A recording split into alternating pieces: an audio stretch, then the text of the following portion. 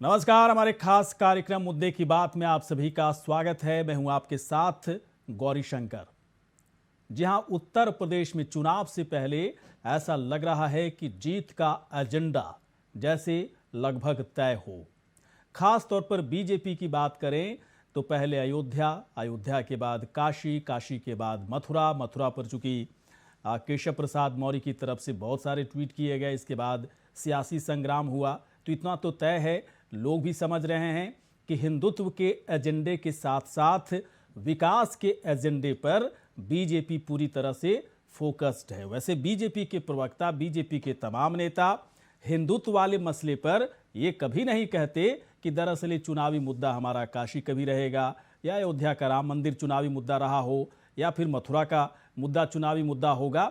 लेकिन एक पर्सपेक्टिव कह सकते हैं, एक पूरे परिदृश्य में जो चीज़ें देखने को मिल रही हैं उसमें साफ तौर पर चीज़ें दिख रही हैं कि हिंदुत्व राजनीति में बदलता दिख रहा है, उसकी तस्वीर बदलती दिख रही है। पहले आप देखते होंगे गोल टोपी लगाए हुए और ईद के मौके पर, बकरीद के मौके पर अलग अलग जगहों पर जिस तरह से इश्तिहार छपा करती थी, वो सियासी अगर परिक्षेत्र से की बात करें तो वहाँ से बाहर होती दिख रही है। जबकि अब चीज़ें अब दिख रही हैं मंदिर का परिक्रमा करते हुए और मंदिर के सामने तस्वीरें खिंचाते हुए। ये सारी चीज़ें सियासत में पूरी तरह से दिखती नजर आ रही हैं। दरअसल इसी पर हम चर्चा करेंगे कि हिंदुत्व की धार क्या सभी पार्टियां तेज कर रही हैं, किसको फायदा होगा, किसकी जीत होगी, वाकई बड़ा सवाल है। पहले एक रिपोर्ट दिखाते हैं आपको।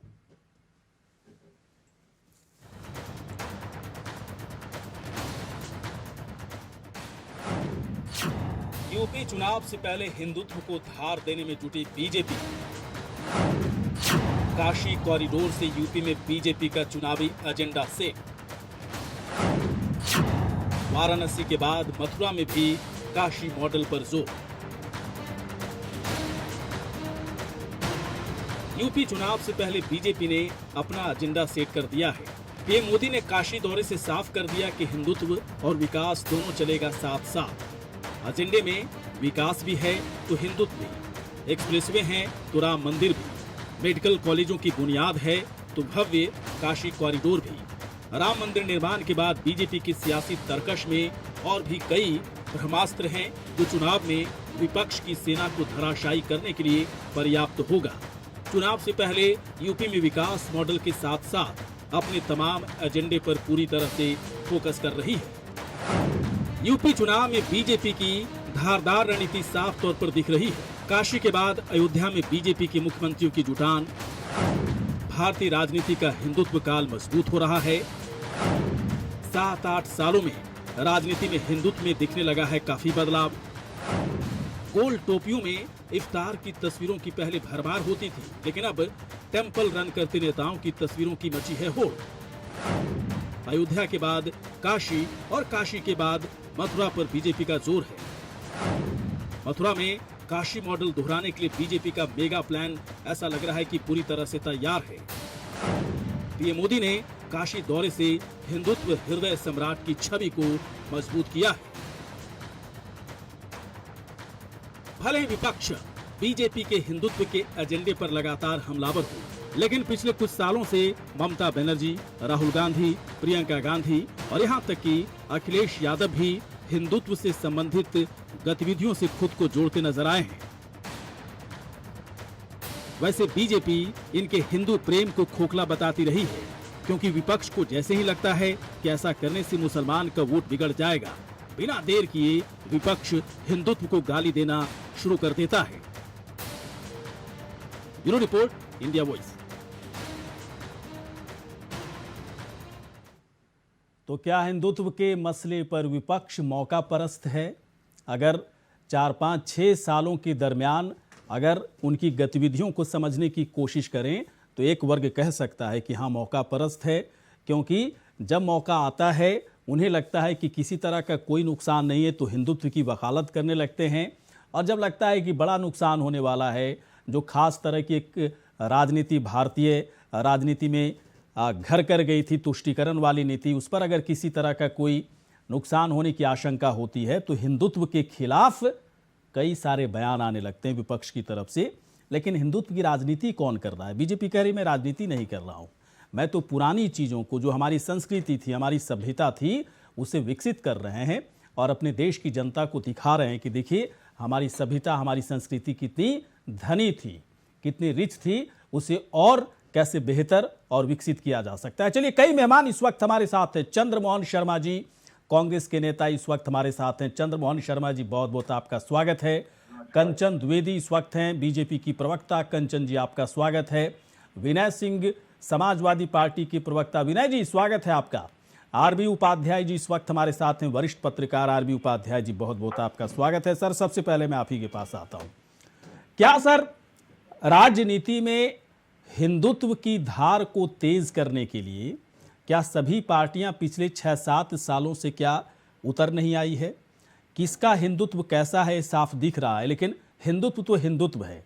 और क्या लगता है, चुनाव से पहले तमाम पार्टियों, मानकर चलें उसकी तर्कश में एक बड़ा ब्रह्मास्त्र है और इसके आधार पर चुनाव में उतरने की तैयारी करें, लेकिन आगे कौन चल रही है इसमें, इस बात को समझना जरूरी है उपाध्याय जी। देखिए, पहली बात तो ये है, जहाँ तक मैं समझ रहा हूँ गौरी शंकर जी, हिंदुत्व एक मुद्दा है, हिंदू एक मुद्दा है। इससे पहले ये नहीं होता था, हिंदुत्व मुद्दा नहीं होता था। अब देखिए, हिंदुत्व को, हिंदू को अलग अलग परिभाषित किया जाए तो हिंदू के गले नहीं उतरता है। जिस तरीके से आप देखेंगे, अयोध्या है या काशी है या मथुरा है या दूसरे धार्मिक स्थल हैं, एक वर्ग विशेष को ये सुविधा थी कि वो सड़क घेर कर नमाज पढ़ सकता है। हाँ। लेकिन वहीं बहुसंख्यकों को ये अधिकार नहीं था कि वो सड़क रोक कर कोई कीर्तन करें या कुछ कोई भजन कीर्तन कर लें, हनुमान चालीसा पढ़ लें, जो भी। देखिए, हाँ, क्रिया की प्रतिक्रिया होती हाँ, है। और देखिए, बीजेपी यही चाहती थी कि हिंदुत्व मुद्दा हो, तो बीजेपी अपने उसमें कामयाब रही है। विपक्ष के जो फॉर्मूले थे वो बिगड़ते नजर आए, चाहे वो एमवाई हो, चाहे वो दलित मुस्लिम हो, चाहे वो ओवैसी का हो कि भाई मुस्लिम और भी, तो ये सब जो फॉर्मूले हैं वो गड़बड़ा गए। पिछले इलेक्शन मुझे ध्यान है कि भी ये कहा गया कि ये पहला इलेक्शन है, इसमें यादव भी हिंदू हो गया। अरे भाई, यादव तो हिंदू था, हिंदू हो कहाँ गया वो? ये बात अलग है कि वो इतने दिन से उस घुटन को जो हिंदुओं के अंदर थी, मैं कई जगह जाता था, बात होती थी, उन्होंने उपाध्याय जी देखिए, ये वर्ग विशेष के आवेदन आए हैं, इनको तो मदद मिल जाएगी, मतलब एक प्रायोरिटी थी। अब देखें, रोजा अवतार पार्टियां, एक से बढ़कर एक भागीदारी, क्या था? यानी किसी भी तरीके से इस वर्ग को खुश रखे, ये हर एक पॉलिटिकल पार्टी की इच्छा होती थी। लेकिन अब बदल गया परिदृश्य। अब ये होता है कि भाई ये तो ठीक है, लेकिन हिंदुओं को भी नाराज मत करो।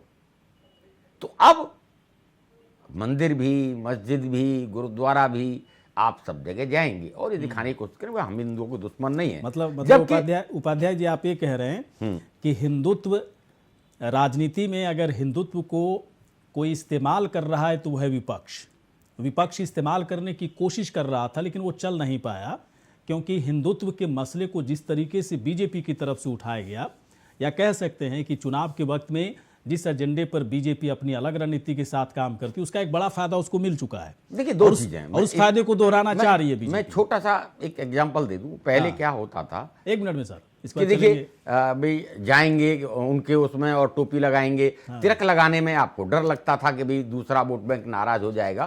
तो कम से कम बीजेपी ने एक लाइन तो डिसाइड रखी, वन साइड रहे कि भाई हम ये नहीं करेंगे।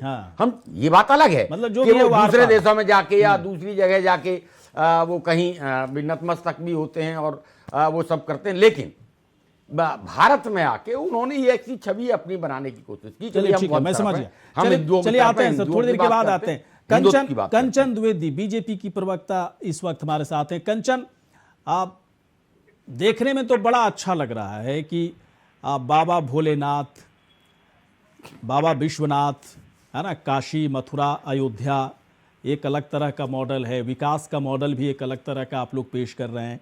दोनों साथ साथ चलेगा, बेहतरीन विकास होगा। और काशी आने के बाद, पीएम मोदी के काशी आने के बाद एक बात तो तय हो गया ना कंचन, कि हम विकास की बात भी करते हैं और अपनी संस्कृति की रक्षा के लिए उसे विकसित करने के प्रारूपों को लेकर के एक बड़ा रोड मैप भी रखते हैं। तो क्या लगता है, बहुत सहज है बीजेपी के लिए कि विकास के मॉडल के आधार पर, साथ ही साथ सांस्कृतिक विकास के मॉडल के आधार पर एक बहुत बड़े वर्ग को आप लुभा पाएंगे, जनता एक बार फिर से आपके साथ आ पाएगी कंचन? जी जी, पहली बात तो मैं कहूँ कि ये लुभाने वाली बात तो बिल्कुल भी नहीं है, क्योंकि ये हमारी आस्था का सवाल है, ये हमारी धार्मिकता का सवाल है। और उससे पूर्व, उससे पहले ये जो देश है हमारा भारत देश, जिन मूल तथ्यों से होकर गुजरता है, जिसके लिए विश्व इसे जानता है, तो कम से कम उनको तो मूलाधार विकसित होना चाहिए, भव्य होना चाहिए, दिव्य होना चाहिए, एकदम सभ्य होना चाहिए। कि दुनिया कह सके नहीं नहीं हमारी भारतीय संस्कृति एकदम सभ्य है। मंदिर पहले लोग आते थे तो लगता ही नहीं था, मैं अपनी तरफ से भी कहूँ, आप भी जाते होंगे गौरीशंकर जी, तो लगता था कि तुरंत जल्दी से निकलो। किसी भी मंदिर की मैं बात करूँ, काशी की बात करूँ या मथुरा की बात करूँ, राम मंदिर में तो जाकर आंखें चला जाती थी सभी की। मैं एक बार से दोबारा फिर गई नहीं, क्योंकि मुझे इतना तकलीफ हुई वहां जाके कि वहां जाने से ही लगता था कि दोबारा ना जाया जाए। जिन राम की बदौलत हमारे देश का नाम है, भारत का नाम है, विश्व में सब जने जानते हैं, वही टाट पर बैठे हुए हैं। तो कम से कम आज विश्व में ये ख्याति तो है कि हमारी संस्कृति उज्जवल हो रही है, सभ्य बन रही है, भव्य बन रही है और दुनिया में नाम हो रहा है। तो इसके लिए तो प्रसन्न होना चाहिए, जो कि पूर्ववर्ती सरकारों ने नहीं किया। जो हम कर रहे हैं, हम किसी प्रकार से कोई पहचान के मोहताज नहीं है, हम किसी प्रकार से किसी का, हम हिंदू हैं तो हिंदू हैं, अब जो है वो रही है ना। आपको सॉफ्ट होने की क्या जरूरत है, आपको साइलेंट होने की क्या, आपको बीच वाला बनने की क्या जरूरत है? जैसा कि विपक्ष करते हैं, अगर मंदिर जा रहे हैं तो अलग प्रकार से लाल चुनरी ओढ़ लेते हैं कांग्रेसी, अगर प्रियंका वाड्रा जी जाती हैं और अगर कहीं और जा रही है तो लोग अखिलेश जी टोपी लगा लेते हैं। तो ये सब क्या है? अब जो है वो रही है ना, किसी और को लुभाने के लिए वो लोग काम कर रहे हैं, हम लोग नहीं करते। हम लोग अपनी भारतीय संस्कृति पर चल रहे हैं, सभ्यता पर चल रहे हैं और इसी बात पर चल रहे हैं कि काशी भी सबरे, राम मंदिर भी सबरे और मंदिर भी सबरे, मथुरा भी सबरे। जिसके लिए कहा जा सकता है, अगर हम काशी को याद करें तो देख करके बड़ी खुशी हो रही है, बड़ा मन प्रसन्न हो रहा है कि ये भूतों का क्षेत्र जो कभी नहीं हो सकता था वो आज हो गया है। तो क्या कंचन एक मिनट, कंचन मुझे लग रहा है थोड़ी सी ऑडियो में कुछ ना कुछ दिक्कत है आपकी तरफ से, तो थोड़ा सा आप उसको सही कर लीजिए, क्योंकि आवाज़ बहुत ज़्यादा तेज़ आ रही है आपकी, थोड़ा सा उसको सही कीजिएगा। लेकिन मैं एक सवाल पूछना चाह रहा हूँ, लगे हाथ, थोड़ा सा बताइए, क्या सिर्फ अयोध्या, काशी, मथुरा की बात होती रहेगी चुनाव तक, या चुनाव संपन्न होने तक, या विकास के मॉडल पर भी बीजेपी के प्रवक्ता की तरफ से कुछ ठोस बातें कही जाएंगी, जो बाकायदा विपक्ष की तरफ से खूब सारी आलोचनाएं हो रही हैं, उस पर भी तो कुछ कहना होगा ना आप लोग को? गौरीशंकर जी, कैसे कहना, क्या हम तो करते हैं ना। हाँ। हमें करना है, कहना कुछ नहीं है। आप हॉस्पिटल देखते हैं, आप गरीबों, अगर हमारा शिव मंदिर बन रहा है, राम मंदिर बन रहा है, तो गरीबों का भी तो मंदिर बन रहा है ना। लेकिन क्या कंचन जी, आवाज मेरी ठीक है? कंचन जी, भूखा पेट रोटी मांगता है, बेरोजगार रोजगार मांगता है, बीमार दवा मांगता है। तो अगर रोजगार की बात करें तो जो हमारे उत्तर प्रदेश में दो डिफेंस कॉरिडोर बन रहे हैं, उनका आदेश हुआ, उसमें क्या रोजगार नहीं मिलेंगे? कैसे कह सकते हैं कि रोजगार नहीं मिल रहा है? ये तो समझने की बात है, ये तो बस मुद्दे हैं सर कि अब उठाना ही है क्योंकि चुनाव स्तर पर है। तो आपको किसी प्रकार से रोजगार नहीं दिख रहा है, कोई काम नहीं दिख रहा, कोई विकास नहीं दिख रहा। आपके दावे पर समाजवादी पार्टी के प्रवक्ता विनय जी हंस रहे हैं, कंचन जी, उनका वो उपहास उड़ा रहे हैं आपके दावे का। तो थोड़ा सा मैं थोड़ी देर के बाद आऊंगा, कुछ आंकड़ों के साथ थोड़ा बात कीजिए कंचन जी, कि क्या सरकार ने 5 साल में किया क्या। आप लोग जो दावे कर रहे हो, रोजगार, किसान, महंगाई, है ना, तमाम तरह की चीज़ें, ये मंदिर की बात ठीक है, अपनी जगह बहुत ही अच्छा है, सभी को अच्छा लग रहा है, इसमें कोई डाउट नहीं है, लेकिन बुनियादी चीज़ों पर भी बात की जानी चाहिए। इस पर आप लोग करते भी हैं, ऐसी बात नहीं है, लेकिन आंकड़ों के साथ बात कीजिए ताकि विपक्ष को लगे कि नहीं, कंचन ज़्यादा सही बोल रही है, मैं ही तो कुछ गलत बात कर रहा हूँ। लेकिन विनय जी के पास हम आते हैं। विनय जी, एक बात बताएं, हिंदुत्व शब्द सुनते ही आप लोग एकदम से मतलब बौखलाने लगते हैं, कांपने लगते हैं, हाथ पैर पूरी तरह से थर्राने लगते हैं, थर-थर कांपने लगते हैं, ऐसा लगता है कि खून अब ठंडा पड़ता जा रहा है। लगता है आप लोग अच्छे से हैंडल नहीं कर पाए हिंदुत्व को, इसलिए या फिर बीजेपी बहुत आगे निकल रही है हिंदुत्व के मसले पर, इसलिए विनय जी? क्योंकि यहां पर देखिए बड़ा चोट हो सकता है आपके वोट पर। जी जी जी, गौरी शंकर जी, हिंदुत्व से कोई घबराता नहीं है। हिंदुत्व तो हमारे भारत की सभ्यता है, हमारे भारत की कल्चर है, उससे कोई घबराता नहीं। लेकिन इस कल्चर को, इस सभ्यता को कहीं न कहीं तार करने का प्रयास जो भारतीय जनता पार्टी कर रही है धर्म के नाम पर, हाँ। उस धर्म के नाम पर मानव धर्म को कहीं न कहीं पीछे छूट जा रहा है। जिस तरीके से बेरोजगार आत्महत्या कर रहे हैं, जिस तरीके से महंगाई बढ़ी हुई है, जिस तरीके से 60 रुपया किलो जो है टमाटर बिक रहा है, जिस तरीके से 200-250 रुपया पसेरी इस समय जो है प्याज चल रही है, आलू चल रहा है, जिस तरीके से गंगा में तैरती हुई लाशें रही हैं, तमाम ऐसी समस्याएं रही हैं। जैसे कि थार से जो है भारतीय जनता पार्टी के नेता किसानों की हत्या कर देते हैं, जिसकी एसआईटी रिपोर्ट भी आ गई है। 700 किसान सरहद पे मर जाते हैं। इन सारी समस्याओं को से कहीं न कहीं भारतीय जनता पार्टी दूर भागने का प्रयास कर रही है। कहीं न कहीं धर्म की आड़ में जो है यह दूर भागने का प्रयास कर रही है। इस चुनाव को कहीं न कहीं यह दूसरी दिशा में ले जाना चाहती है। क्योंकि जो देखिए गौरी शंकर जी, एक बात सुन लीजिए, क्योंकि आज 5 साल का समय हो गया, भारतीय जनता पार्टी को अपने 5 साल का लेखा जोखा प्रस्तुत करना चाहिए कि हमारा विजन आगे का क्या है, हमने अभी तक क्या किया है। इन सब चीजों को प्रस्तुत करना चाहिए। हम प्रस्तुत करते हैं कि हमने इससे पहले जब हमारी सरकार रही है तो हमने क्या किया है, हमने किस तरीके का उत्तर प्रदेश का विकास एजेंडा को आगे बढ़ाने के लिए क्या किया। प्रस्तुत आप लोग किए और जनता जो है आप लोगों का उपहास उड़ा दी। जैसे अभी आप उपहास उड़ा रहे थे ना बीजेपी की प्रवक्ता का, वैसे जनता ने 2017 में आपका उपहास उड़ा दी और ऐसा उड़ाई कि आप लोग को भी उम्मीद नहीं हो कि 47-48 सीटों पर हम लोग सिमट जाएंगे। बताइए साहब, तो क्या मतलब देखिए काम आप लोग कितना काम किए, समय तक नहीं चलता, आप लोग कितना काम किए नहीं किए तो खैर 2017 का नतीजा बताता है। लेकिन ठीक है, मैं एक बात मैं जरूर कहूंगा कि इस बार अखिलेश यादव की रैलियों में भीड़ जमा हो रही है। आप लोग कह रहे हैं कि भीड़ खुद ब खुद आती है। अखिलेश यादव को सुनने के लिए बीजेपी के खिलाफ आक्रोश है। चलिए मैं इस बात को और भी थोड़ा अलग तरीके से जानने समझने की कोशिश करूंगा। लेकिन इस वक्त कांग्रेस के नेता हमारे साथ इस वक्त है चंद्रमोहन शर्मा जी। चंद्रमोहन जी, एक बात बताएं, हिंदुत्व के मसले पर आप लोग का एक अलग तरह का स्टैंड है, बीजेपी का अलग स्टैंड है, समाजवादी पार्टी का अलग स्टैंड है। मुझे थोड़ा सा बताइए कि एकदम से अचानक आप लोग इस मसले को छोड़ करके और उन मुद्दों पर आप चले गए जिन मुद्दों के साथ समाजवादी पार्टी चल रही है, बहुजन समाज पार्टी चल रही है, कांग्रेस भी साथ हो ली। अब कितना बिलीव आप लोग को है कि क्या फायदा होगा, कितना नुकसान होगा? थोड़ा सा नफा नुकसान तो देख रहे होंगे ना सर उत्तर प्रदेश में आप लोग भी। देखिए, नफा नुकसान गौरी शंकर जी कौन किसको हो रहा है, वो हालात ये पता चल रहा है कि देश के प्रधानमंत्री जो वादा करते थे देश के अंदर बेरोजगारी दूर करने का, हाँ। जो वादा करते थे किसान की इनकम डबल करने का, जो वादा करते थे कि उत्तर प्रदेश में कुपोषण खत्म होगा, वो आंकड़ा 3 लाख से ऊपर उत्तर प्रदेश आ गया। जो वादा करते थे बेरोजगार को शिक्षित करने का, तो 11 बार पेपर लीक हो गए और बाबा देखे रह गए। इतने प्रचंड बहुमत है, सड़क का निर्माण होता है और एमएलए सड़क पे नारियल फोड़ता है, सड़क टूट जाती है, मुख्यमंत्री और प्रधानमंत्री देखते रह जाते हैं। कारण क्या है? क्योंकि उसकी सहारा लिया जाता है वो एक मजहब और धर्म का। जब मजहब और धर्म पे आप जाओगे तो फिर टॉपिक छिड़ेगा हिंदू और हिंदुत्व। हिंदू होना गर्व की बात है, हिंदू इस पैनल में बैठा हुआ हर कोई है। हिंदूवादी होने पे प्रश्न चिन्ह उठता है। हिंदू होने वादी का प्रश्न चिन्ह यह है कि एक आप जैसा पत्रकार को एक मंत्री हिंदूवादी नीति के अंदर धमकाता है, डांटता है, धक्का देता है केंद्रीय मंत्री, और आप जैसे प्रचंड मतलब प्रख्यात पत्रकार उस पर बात नहीं करते और विपक्ष को टारगेट करते हैं, तो आंखों पे पट्टी तो बात ही है।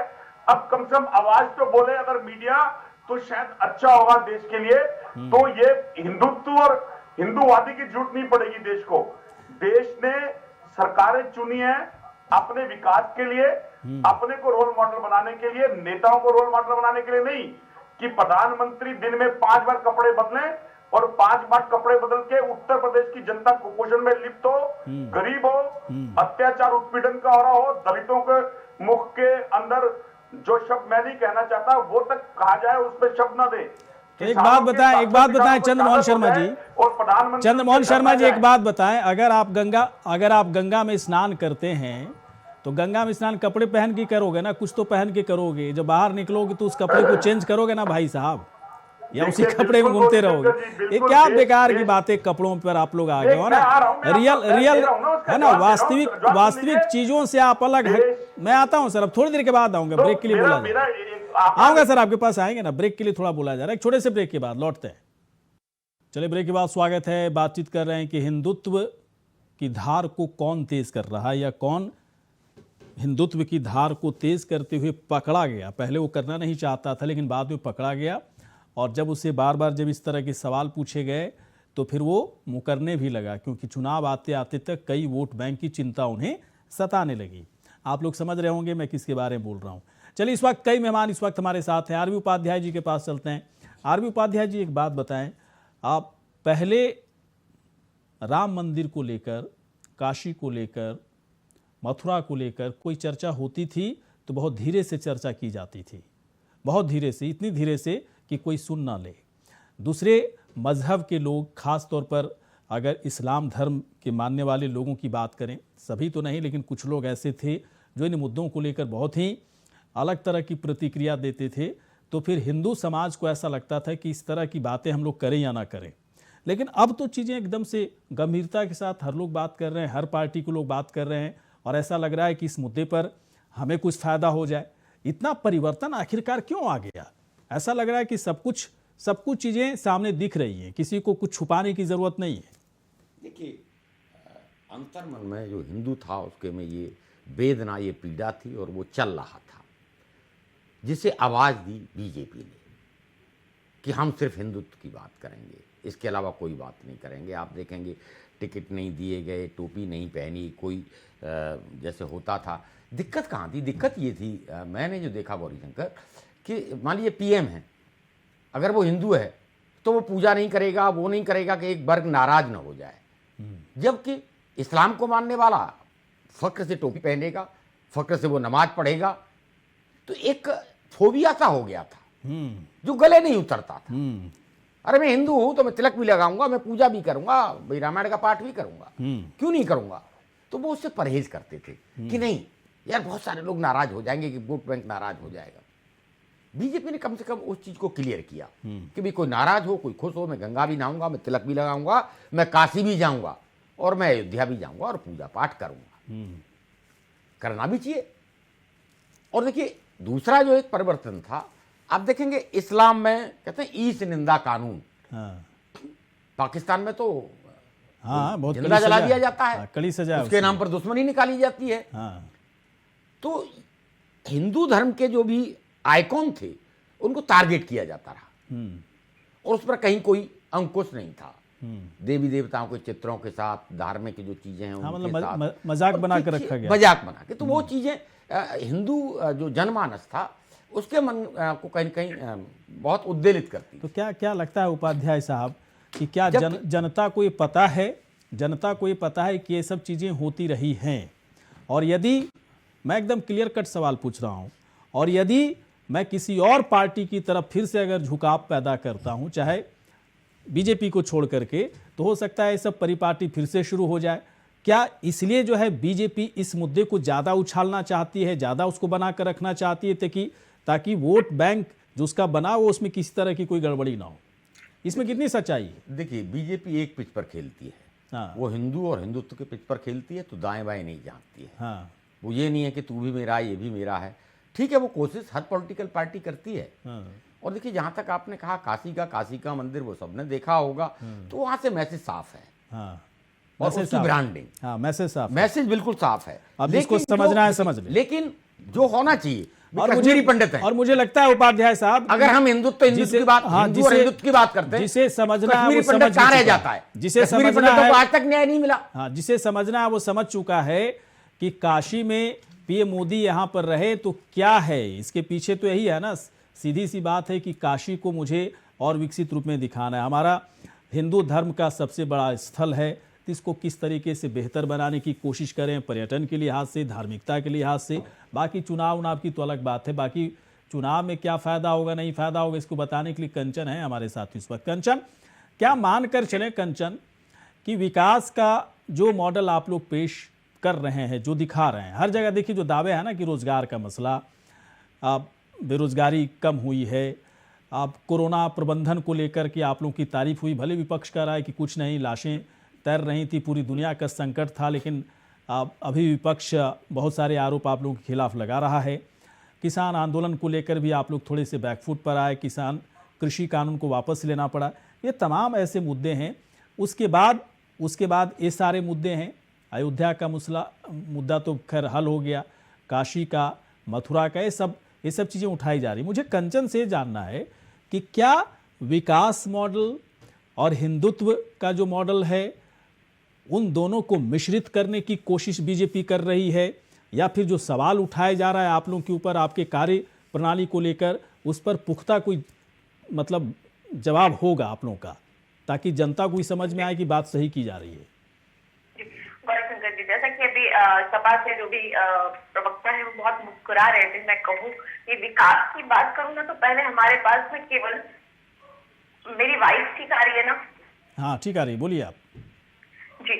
हमारे पास में केवल 12-13 मेडिकल थे, जिससे कि इलाज का कितना ज्यादा दिक्कत होती है जनता को सबको पता है। और अब जाकर के हमारे पास 33 मेडिकल हो रहे हैं, इलाज के लिए एम्स हो रहे हैं अलग अलग जगह पर। विकास की बात करूं तो, आंकड़े की बात करूं तो पहले हमारे यहाँ पर 1 से 2 केवल एक्सेस वे होते थे, अब हमारे यहाँ प्रदेश में 5-5 एक्सेस वे हो रहे हैं। देखिए विकास की बात है, अगर विकास की बात करें तो हमारे यहाँ पर बाहर से जो हथियार है उनको लिया जाता था, लेकिन अब खुद डिफेंस कॉरिडोर के लिए निर्माण हो रहा है, तो ये विकास की बात है ना। और इसमें कितना ज्यादा रोजगार मिलेगा ये अंदाजा लगाने वाले लगा सकते हैं। बात करें नहीं कंचन एक मिनट कंचन, देखिए सवाल उठाया जा रहा है कि कितना रोजगार दिया आप लोगों ने 5 साल में। सवाल ये उठाया जा रहा है कि महंगाई इतनी बढ़ी है, आम जनमानस को कितनी राहत दी गई। सवाल ये उठ रहा है कि किसान आंदोलन पर कृषि कानून वापस हो गया, लेकिन किसानों की मौत हुई, किसान नाराज हैं, तो क्या स्टैंड है आप लोगों का? ये सब सवाल है ना जो जनता पूछेगी। विपक्ष तो पूछ रहा है, अभी जनता पूछेगी, तो बीजेपी की प्रवक्ता के पास कोई तैयारी है या नहीं है इसके जवाब के लिए? मैं बिल्कुल बता रही, जैसा कि आप इधर उधर की बात कर रहे हो, आंकड़े कहाँ हैं आपके पास?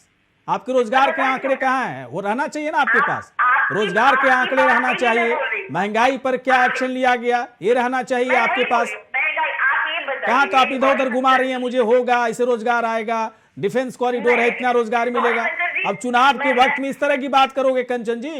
मुझे बोलने तो दीजिए, आप बोलिए। गौरीशंकर जी बताइए, जैसा कि मैं खुद से बात ही नहीं करूंगी, मैं आपसे ही बात ले लेती हूँ। आपने कहा कि कोरोना टाइम का प्रबंधन, जिस प्रकार से कोरोना को देखा जाए ना पूरे विश्व में तबाही हुई है, लेकिन अगर हमारी सरकार इस टाइम पे नहीं होती ना तो क्या होता है ये पूरा विश्व जानता है, और हम सब, आप विरोधी लोग भी जानते हैं, विपक्षी पक्ष भी हमारे जानते हैं। उसको केवल अगर देखें ना तो केवल 2.5 साल निकाल करके विकास का पद देखिएगा आप, और 2.5 साल में किस प्रकार का प्रबंधन हुआ हम दुनिया जानते हैं। तो क्या है? नहीं है कंचन बताइए क्या है मेगा प्लान, क्या है बीजेपी का? आप लोग कह रहे हैं ना कि 350 का लक्ष्य हमारा है, तो जीतने का मेगा प्लान क्या है आप लोगों के पास? कैसे लाओगे 350 सीट? अरे हमारा विकास है ना, हम काम करते हैं ना, कैसे आप ये कह सकते हैं कि ऐसा कोई एजेंडा नहीं है। इस प्रकार से हम लोग कभी अभिमान नहीं करते हैं कि हम ऐसा कुछ बोलेंगे कि हमारे पास कोई मेगा प्लान है या कुछ नहीं। हम बस अपना काम कर रहे हैं, और ये जनता को देखना होगा, वो जनता देखेगी ना उसके लिए क्या हुआ है और कौन सरकार उसके लिए बढ़िया है। चलिए ठीक है, मैं समझ गया। आप ये कह रही हैं कि योगी जी जो 4.5 साल काम किए हैं, जनता को सारा काम दिख रहा है, उसके बल पर हम लोग चुनाव में जाएंगे, जनता वोट करेगी। कई सारी चीज़ें और हैं जो जनता समझती है अंदर कि किसे वोट करना है नहीं करना है, कई ऐसे मुद्दे हैं जो आप लोगों के साथ हैं। मैं आता हूं इस वक्त चंद्रमोहन शर्मा जी के पास में आता हूं। उससे पहले विनय जी से एक सवाल पूछेंगे। विनय जी एक बात बताएं, हिंदुत्व के मसले पर मैं थोड़ा बातचीत भी इस मसले पर थोड़ा अलग ढंग से करना चाह रहा हूँ, एकदम क्लियर कट बात कीजिएगा।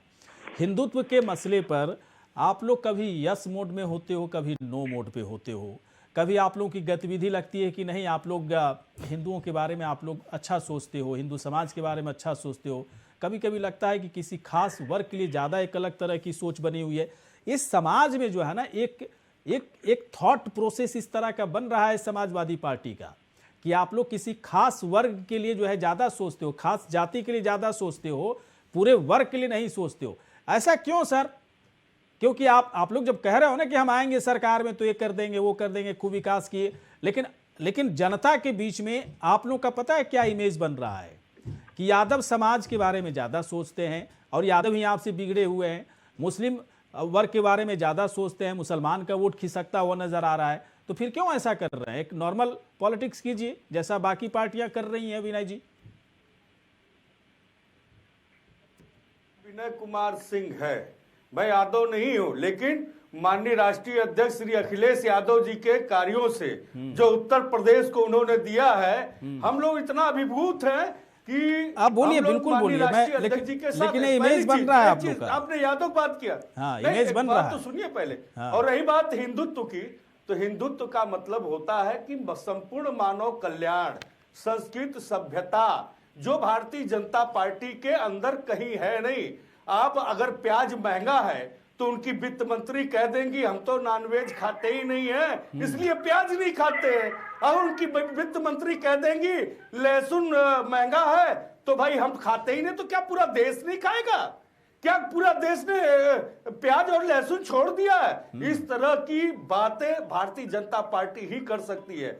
रही बात धर्म की, तो जो हमने आपको बार बार बताया, समाजवादी पार्टी के जब कार्यकर्ता घर से निकलते हैं तो पर डे गंगा स्नान करके अपने घर के अंदर बनी हुई मंदिर में पूजा और तिलक लगा करके अच्छी बात है। भगवान के अंश, भगवान के संतान उस जनता जनार्दन के दरवाजे पर जा करके उनके सुख दुख में हाथ बटाने का कार्य करते। हम जनता के बीच में हैं, हम जनता के पास जाना चाहते हैं। हमने जो देखा है, जो 5 साल के शासन काल में जिस तरीके से कोरोना प्रबंधन की बात कर रही थी, गैस के सिलेंडर के चक्कर में जो है लोग जो है ऑक्सीजन की वजह से मर गए थे, वो कोरोना प्रबंधन की बात कर रही हैं। जिस तरीके से लोगों को बिस्तर नहीं मिला, जिस तरीके से लोगों को अस्पताल नहीं मिला, लोग काउंटर कर सकता है, कोई भी कहीं भी काउंटर कर सकता है। इसी कोरोना प्रबंधन के दौरान गंगा में लाशें तैरती हैं। नहाकर निकलते हैं। जो लोग लखनऊ में हाफ बनवा रहे हैं, आज के लिए हाफ बनवा रहे हैं, वो कहेंगे कि हम जाकर गंगा स्नान करके, इस बात से इतना तो गौरी जी गंगा स्नान कोई प्रश्न नहीं है। गंगा स्नान और भगवान का स्मरण प्रश्न नहीं है। आज जिस मुद्दों को लेकर के भारतीय जनता पार्टी की सरकार बनी है, आप ये बताइए, आपने घोषणा पत्र, अपने संकल्प पत्र दिए थे, उस संकल्प पत्र में जनता के सामने आपने कितने विनय जी, दिक्कत यही है, आप कोई कह रहे हैं गंगा नहा के हम जाते हैं प्रचार करने, और बीजेपी यही चाहती थी। आप दिक्कत यही है कि वो बीजेपी ये चाहती थी आप ये कहें, और आपने कह दिया कि हम तो गंगा नहा के तब जाते हैं वोट मांगने के लिए। अरे भाई, महंगाई की बात करिए, पेट्रोल की बात करिए, डीजल की बात करिए, किसान मारा जा रहा है, किसान की हत्या हो रही है, वो मुद्दा बात करिए, वो मुद्दे। विनय जी, आप बड़े भोले आदमी, मुद्दों से गंगा में डुबकी लगाएंगे। क्या घर में स्नान सभी करते हैं? कौन नहीं करता? क्या घर का पानी, क्या गंगा, क्या वो गंगा जल नहीं है?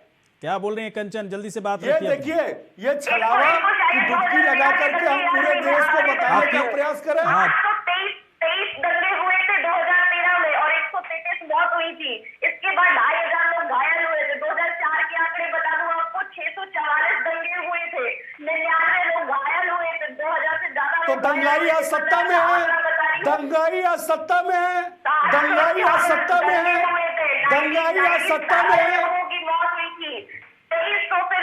जो दंगा करने वाले लोग थे आज सत्ता में है। चलिए ठीक है, मैं चंद्रमोहन जी के पास आ रहा हूँ। चंद्रमोहन जी के पास आते हैं सर, आते हैं। देखिए सर, जो देखिए सर, जो अब देखिए सर, सुनिए तो विनय जी, आप लोग जो है गंगा स्नान करके अखिलेश यादव की रैली में जाते हैं, इससे बड़ी बात और क्या हो सकती है सर? और इससे बड़ी बात क्या हो सकती है? गंगा मैया का आशीर्वाद आप लोगों के ऊपर है, इससे बड़ी बात क्या हो सकती है? किसी के कहने से, सुनिए, किसी है ना? के कहने से और पूरे कॉन्फिडेंस के साथ बोलते हो, नहीं करते हैं, पूरे कॉन्फिडेंस के हम साथ पूजा नहीं बोलते हो करते कि हैं। कांग्रेस पार्टी का सुपड़ा साफ हो जाएगा। मैं आ रहा हूं। कांग्रेस को बड़ा हल्के में लेते हैं एक्चुअली, समाजवादी पार्टी वाले एकदम से जीरो समझते हैं कांग्रेस को। चंद्रमोहन शर्मा जी, बड़ा अफसोस होता होगा सर ना आप लोगों की, बेकार एक बार हम लोग वो स्लोगन चलाए थे, यूपी के 2 लड़के कमाल कर देंगे, पता नहीं क्या क्या लिखवाया था आप लोगों ने। अब देखिए वही एक उसमें से एक लड़के जो अखिलेश यादव हैं, वो कांग्रेस को पता नहीं क्या क्या बोलते रहते हैं आजकल। बोलते हैं कि अच्छा कांग्रेस कौन सी पार्टी है, सुपड़ा साफ हो जाएगा, एक सीट मिले। क्यों इस तरह की गलत धारणा क्यों है सर कांग्रेस पार्टी के बारे में, समाजवादी पार्टी के अंदर? रहे सर आप लोग साथ में काम किए हैं, थोड़ा बोलिए कि हम लोग के पास भी हैं कुछ मुद्दे, रायबरेली से बाहर निकल कर दिखाऊंगा इस बार। देखिए गौरीशंकर जी, अब आए आपके टॉपिक पर, बिल्कुल ठीक है, बिल्कुल ठीक है। आज सूबे की जनता क्या चाहती है? आज सूबे की जनता ये नहीं चाहती कि मुझे 5 साल का वक्त दे दीजिए, मैं 5 साल के बाद काया बदल दूंगा। 7.5 साल का वक्त मिल गया प्रधानमंत्री को, चौक भी वही है, जगह भी वही है। नोटबंदी करी, नोटबंदी का फायदा क्या? भ्रष्टाचार खत्म हुआ आज उत्तर प्रदेश के अंदर? 11 बार पेपर लीक हो गए। जीएसटी का असर डालने से क्या बुनकर की इनकम बढ़ गई? क्या चीज रिजल्ट सामने आई? मुद्दे वही हैं, जिस मुद्दे को प्रियंका गांधी लेके आई है, उन्हीं मुद्दों को लेके कांग्रेस आगे आ रही है। हमारा जनाधार कम है, लेकिन प्रियंका गांधी जी के नेतृत्व के अंदर उन सारी सरकारों पे पेशेंट चिन्ह खड़ा होता है। जो सरकारों ने उत्तर प्रदेश की दुर्दशा करी है, आज उस दशा पे पेशेंट करते हुए योगी जी से लेके अखिलेश तक पेशेंट उठते हैं। कारण क्या कि जब कांग्रेस का सत्ता थी यूपी के अंदर, क्या इस तरह के अपवाद की राजनीति हुआ करती थी? इस अपवाद का जवाब थी सर किसने दिया? इस अपवाद का जवाब आज प्रियंका गांधी एक हुआ करती थी कांग्रेस पार्टी उत्तर भूमिका प्रदेश निभाते में। हुए उत्तर प्रदेश के अंदर हाँ। वो मुद्दे झुलस लाए कि लड़की हूं, लड़ सकती हूं। और 40% का जो महिलाओं को आरक्षण देने की बात करी है, क्या ये दोनों पार्टी खुल के बात कर सकते हैं उसके ऊपर?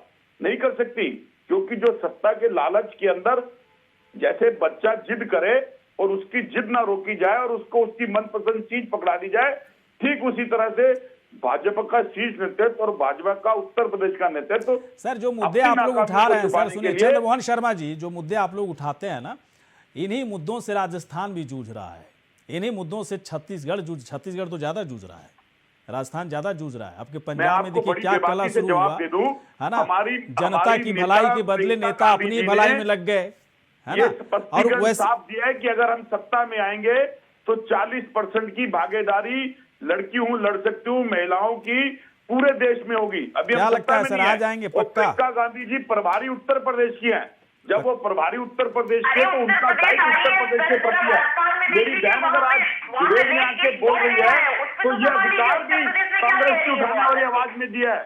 ये तो कहते हैं बेटी बचाओ बेटी पढ़ाओ, लेकिन बेटी को पढ़ाने के लिए तो इनके पास सुरक्षा ही नहीं है, और सुरक्षा ना देने के बाद इनके पास साधन नहीं है। 80% विज्ञापन में खर्च करते हैं बेटी बढ़ाओ बेटी बचाओ का बजट का। और सर सफाई में जो महल बनाए हुए हैं, जरा उसका दाम बताइए ना सर, कितना है? 400 या 500 करोड़ रुपया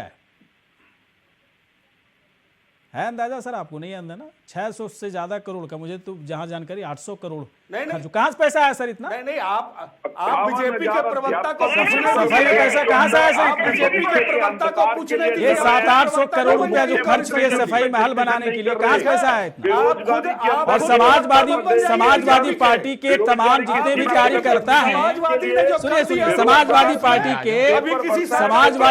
के जितने भी नेता जो पैदल चलते थे, आज फॉर्चुनर पर चल रहे हैं। किसी ने किया नहीं है। कहां से पैसा आया सर बताइए? पार्टी ने ये 600 करोड़ का महल सफाई में कहां से बन गया? पैसा कहां से आया भाई साहब?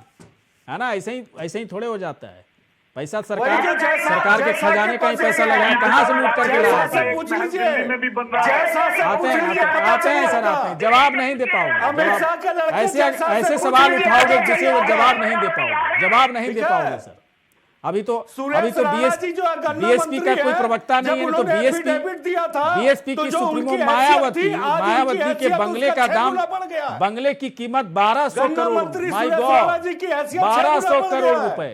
सरकार 1400 में करोड़ रुपए, पशुधन घोटाला है ना, मुख्यमंत्री इसी बनने के सरकार में बाद हुआ है। कहाँ से पैसा आया भाई विद्युत साहब? घोटाला इसी कुछ ही सरकार बोलते हो। में हुआ है। और बंगले, और सुनिए, उत्तर प्रदेश को ये बेचने का बंगले काम वाली इसी कहानी सरकार जो है में ना, हुआ है। योगी का बंगला ढूंढ लीजिए, मोदी का बंगला ढूंढ लीजिए, अखिलेश का बंगला ढूंढ लीजिए, मुलायम सिंह यादव का बंगला ढूंढ लीजिए, बाकी चाचा भतीजा भाई सब का बंगला ढूंढिए, इसके बाद है ना, उसके बाद मायावती जी का बंगला ढूंढ लीजिए, तो कहाँ सर यहीं पे फेल हो जाते हो आप लोग। लगता है ना सारा पैसा सफाई घुसा दिया आप लोगों ने। उपाध्याय साहब जरा दर्शन करवाइए इन लोग का सफाई का, देखिए सबको जरा बताइए। राजनीति और भ्रष्टाचार एक दूसरे के पूरक हैं। गौरीशंकर, इस गंगा में सभी पवित्र हैं। अगर इतनी पॉलिटिकल पार्टियां अगर पारदर्शिता की बात करें तो आरटीआई के दायरे में आ जाना चाहिए, लेकिन जब आरटीआई की बात आती है तो कोई भी पॉलिटिकल पार्टी आगे आकर ये नहीं कहती हम आरटीआई के दायरे में आने को तैयार हैं। सर बस 30 सेकंड समय। करोड़ों रुपए जब खर्च होंगे कहां से लेके आएंगे? वो भ्रष्टाचार से ही आते हैं। तो भ्रष्टाचार राजनीति एक दूसरे के पूरक हैं, और राजनीति का व्यवसायीकरण हुआ है, मुझे कहने मुद्दा में कोई उठेगा, दिक्कत ये नहीं है। मुद्दा उठेगा ना उपाध्याय जहाँ 2 साहब। करोड़ का भी अगर मान तेली। लीजिए बाउंडेशन है, वहां 20 करोड़ खर्च करते हैं, 18 करोड़ कहाँ से आते हैं? समय खत्म हो गया सर, समय खत्म हो गया, ऐसा ही नहीं भाग गया समय था। खत्म हो गया सर। आप नीरव सब यहाँ मोदी पर ऐसे आए, ही नहीं भाग गया था। आप सभी यहाँ पर आए, बहुत बहुत धन्यवाद। इसी के साथ कौन हमारे भागा खास ये मैं नहीं कार्यक्रम कह में सकता था। मुद्दे की बात में आप सभी का धन्यवाद, शुक्रिया।